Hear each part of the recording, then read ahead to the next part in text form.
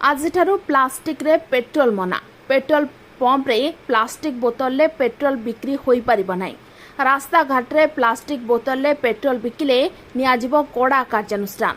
बिना लाइसेंस एवं खोला मेला रे पेट्रोल बिक्री कले शून्य सहनशीलता नीति रे एक्शन नियाजिबो। पेट्रोल पंप संघ सह बैठक पर जोगाण मंत्री ए सूचना दैछन्ती।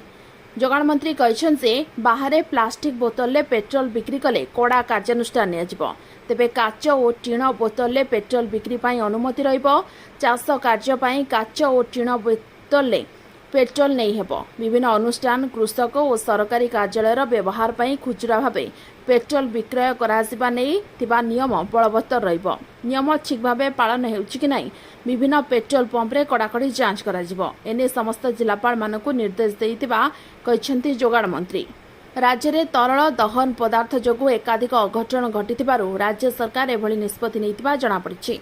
धन जीवन सुरक्षा को दृष्टि रखी पेट्रोल बिक्री को नहीं राष्ट्रायत्त तैल कंपानी द्वारा नियमर कड़ाकड़ी पालन करने मंत्री संघगुड़ी को निर्देश देइछन्ति। Bureau report OT live. अधिक खबर देखिए ओटी लाइव को सब्सक्राइब करंतु एवं ए खबर टी को अधिक शेयर करंतु।